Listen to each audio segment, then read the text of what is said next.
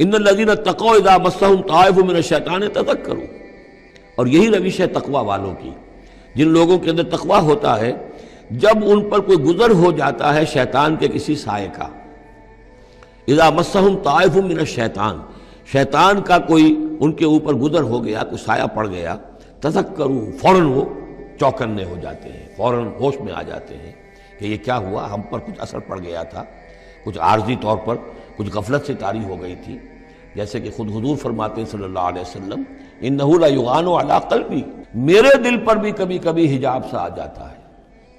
وَإِنِّي لَأَسْتَغْفِرُ اللَّهَ 70 مرۃ فی کل یوم، اور میں روزانہ 70 مرتبہ اللہ سے استغفار کرتا ہوں۔ لیکن یہ سمجھ لیجئے کہ ہمارے دل کے اوپر حجاب وہ بہت اور شے ہے، اور حضور کے قلب مبارک پر حجاب،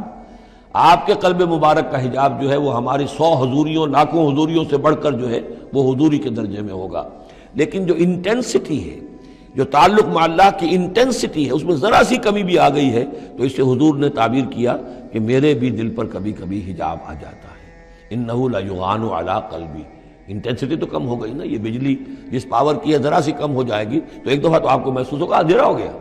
حالانکہ بجلی ہے، روشنی ہے، اندھیرا نہیں ہوا ہے، لیکن اس کی پاور کم ہوئی ہے۔